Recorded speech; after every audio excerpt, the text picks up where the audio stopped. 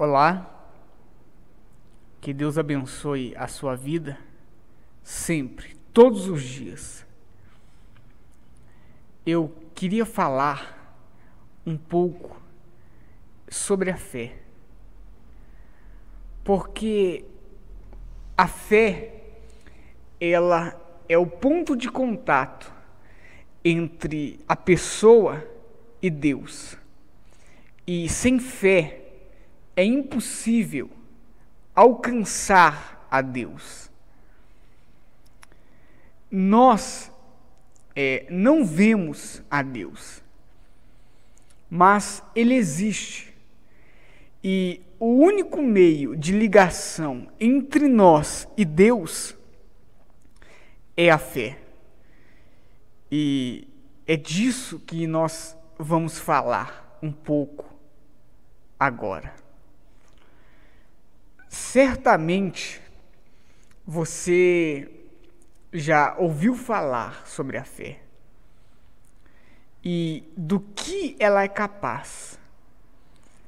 E se você ainda não ouviu, eu quero lhe dizer que na Bíblia existem diversos exemplos de fé, de pessoas que usaram a fé e, através da fé, elas conquistaram, elas venceram.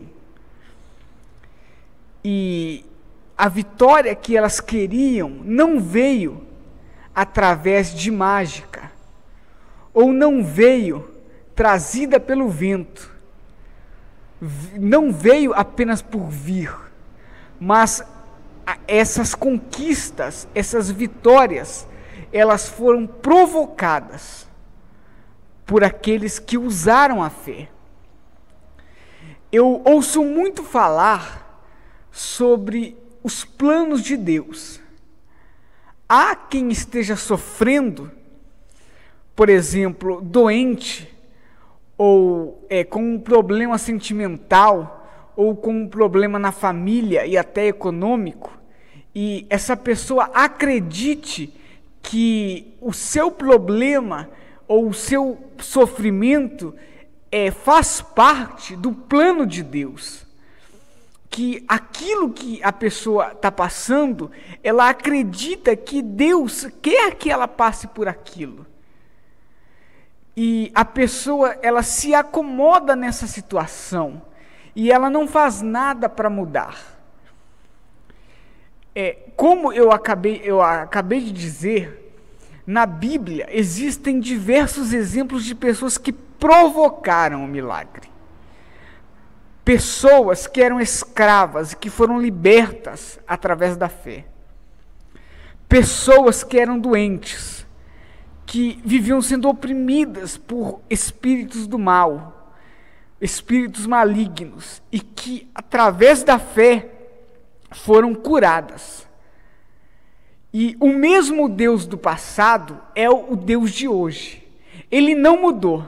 O Deus que se manifestou, que reagiu à ação da fé de uma pessoa no passado, esse mesmo Deus, ele tem poder e reage nos dias de hoje.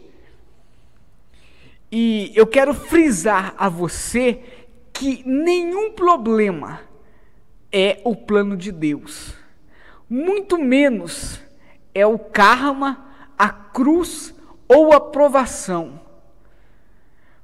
Muitas pessoas, elas são religiosas, e nessas religiões, elas aprendem a se conformar com o sofrimento, como se isso fosse uma punição de Deus, ou como se fosse o que Deus quer que ela passe.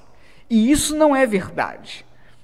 Se isso fosse verdade, por exemplo, quando Jesus ele curou o cego de Jericó, ele manifestou o seu poder, isso demonstrou que o plano dele para a vida daquele homem não era que ele fosse doente, não era que ele fosse cego. E por que ele então era cego? Porque houve um problema E a Bíblia não diz se ele nasceu assim ou se ele ficou assim, eu não me recordo agora, mas algo aconteceu, não importa se foi desde o nascimento ou se foi um acidente, mas algo aconteceu e ele se tornou cego. Mas não era o plano de Deus que ele fosse cego. Se fosse o plano de Deus que ele continuasse cego, Jesus não ia curá-lo. E aí eu te pergunto, qual é a diferença do cego para nós, para mim ou para você? O cego era melhor do que você? Eu tenho certeza que não, até porque o cego era um mendigo. Se nós olharmos hoje um mendigo aí na rua, nós vemos a quantidade de coisa errada ou de pecado que ele comete.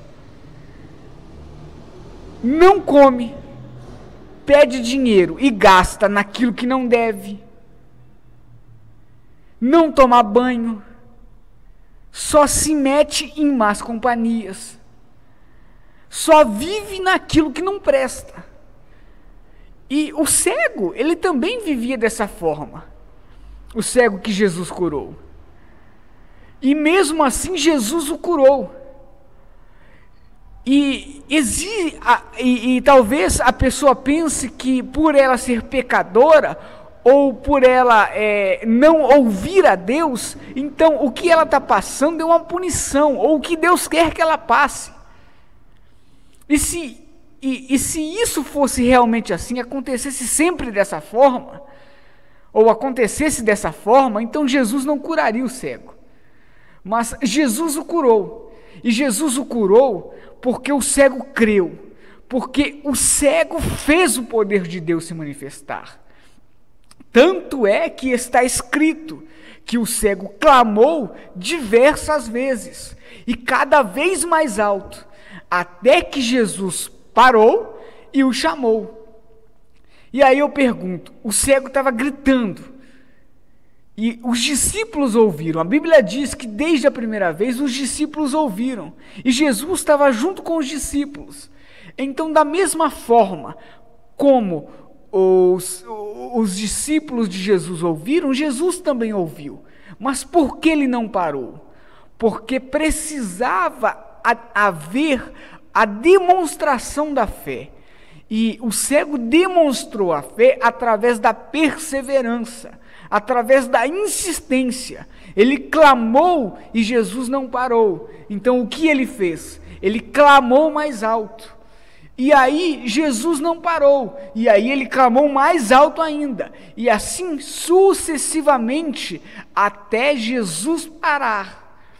Então foi a fé do cego quem fez o milagre acontecer na vida dele. E você que está sofrendo, você que está aí com um problema, não importa qual seja, mas se você está sofrendo, diante desse sofrimento, o mesmo Jesus que curou o cego tem poder para se manifestar na sua vida e tirar esse sofrimento. Porém, para que ele faça isso, você tem que provocar na sua vida. Não vai vir isso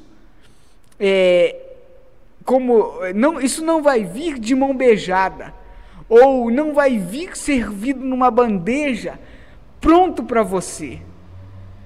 Você, se quer vencer, se quer sair do sofrimento, você vai ter que se esforçar, você vai ter que fazer a sua parte para que você conquiste. E quando é que você faz isso? Quando você usa a sua fé. Quando você manifesta a fé. O que é a fé? Eu estou falando de fé aqui já há alguns minutos e talvez você não saiba o que é fé. Está escrito que a fé é a certeza das coisas que se esperam, a convicção de fatos que não se veem. E a fé é justamente isso. A fé é a pessoa ter certeza daquilo que ela espera e ela ter convicção daquilo que ela não vê. E Quando a pessoa tem fé, a primeira coisa que ela faz é acreditar que Deus existe. Mas nós não o vemos, nós não o sentimos. Mas isso não importa. A fé é a convicção daquilo que não se vê. Então, ter fé em Deus é ter convicção de que Ele existe, mesmo que não o veja. A pessoa tem convicção disso.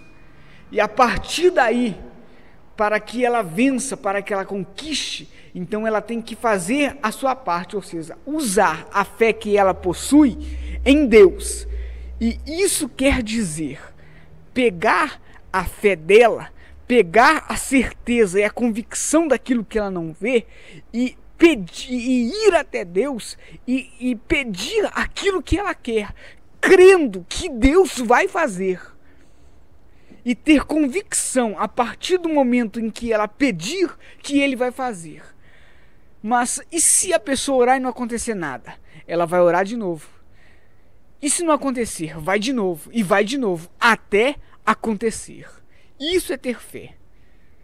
Deus abençoe e até a próxima.